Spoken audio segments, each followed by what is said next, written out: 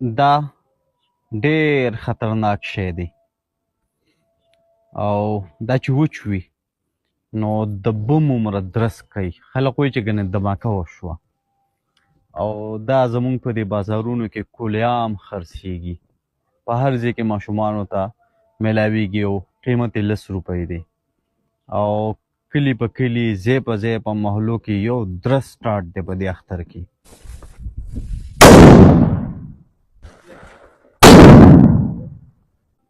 په تیر اختر کې په دې اسلحه نما کیلونو باندې یو ماشین پکې نوی راغلی دی چې هغه چره باندې ډس کوي او ډېر زیات پاور دی. نو په تیر اختر کې 3 ماشومانو یو بل سترګې چولې وي، دغه رنګې لوبې کولې او هغه ماشین باندې به یې په یو بل ډس کوو نو خطا ډس به یې کوو خو هغه چېرته په غلطۍ کې سترګه لګېدل وه. نو زموږ ماشومانو د اختر په خوشحالۍ کې یو بل په تیر اختر کې 3 ماشومانو داسې وو په خیبر پښتونخوا کې مختلف ځایونو رپورټ شوي چې د هغې سترګې چاودلې وي. دې اختر د ټول نه لوی شی دا دی، دې ته دا واړه بم وایي او په 10 روپۍ باندې میلاویږي او انتظامیې باندې حیران یو چې په دې پې مکمل چې ده نو خاموشه ده.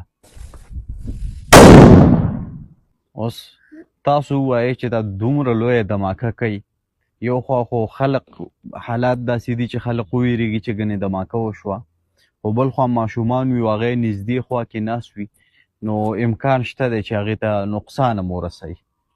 نو درخواست کوو انتظامیې ته هم چې په دې باندې فوري اکشن واخلي، د دوکانونو نه دا راټول کړي او چې کوم دوکانداران دا شیان راوړي چې هغې ته جرمانې ورکړي، جرمانه یې کړي، حوالات کې یې بند کړي او توبهګاري کړي.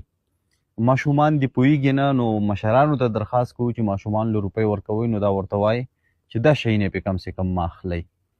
دا زمونږ هم چې ماشومان راوړو ټولو نه مې راټول کړل او ورته مې وویل چې ګورئ نور در سره دا ونه وینمه، نو تاسو هم خپلو ماشومانو باندې نظر ساتئ چې کله دا شی نه وانخلي.